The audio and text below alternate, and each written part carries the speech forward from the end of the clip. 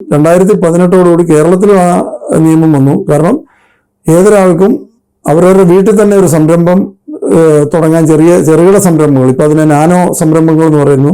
Nano സംരംഭങ്ങൾ തുടങ്ങാൻ പ്രത്യേകിച്ച് ഒരു പഞ്ചായത്ത് ലൈസൻസ് പോലും ഇല്ലാതെ തന്നെ ഒരാൾക്ക് തുടങ്ങാം എന്നുള്ള നിയമം പോലും ഉണ്ട്. വീട്ടിലെ തന്നെ കറണ്ട് ഉപയോഗിച്ച് അത് പ്രവർത്തിപ്പിക്കാവുന്നതും ഒക്കെ ഉണ്ട്.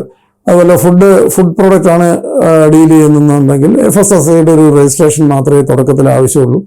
ചെറിയ പൈസ, ഒരു 100 രൂപ രജിസ്ട്രേഷൻ അക്ഷയ സെൻറ്ററിൽ പോയി കഴിഞ്ഞാൽ എടുക്കാൻ പറ്റും. കൂടുതൽ ടേൺ ഓവർ വന്നാൽ മാത്രം, ഒരു വർഷം 12 ലക്ഷം രൂപ കൂടുതൽ ടേൺ ഓവർ വരുന്നൊരു സമയത്ത് മാത്രമേ അതിൻ്റെ ഒരു FSSAI ലൈസൻസിൻ്റെ ആവശ്യമുള്ളൂ, അല്ലെങ്കിൽ രജിസ്ട്രേഷൻ മാത്രമേ ആവശ്യമുള്ളൂ. ഇനി പാക്ക് ചെയ്ത് കൊടുക്കുന്നതാണെന്നുണ്ടെങ്കിൽ പാക്കിംഗ് ലൈസൻസ് മാത്രം മതിയാവും. അത് സംരംഭം തുടങ്ങി ഏതാനും മാസങ്ങൾ, 3 മാസമോ 4 മാസമോ എന്തോ കണക്കുണ്ട്, അതിന് ശേഷം മാത്രമേ ആവശ്യമുള്ളൂ.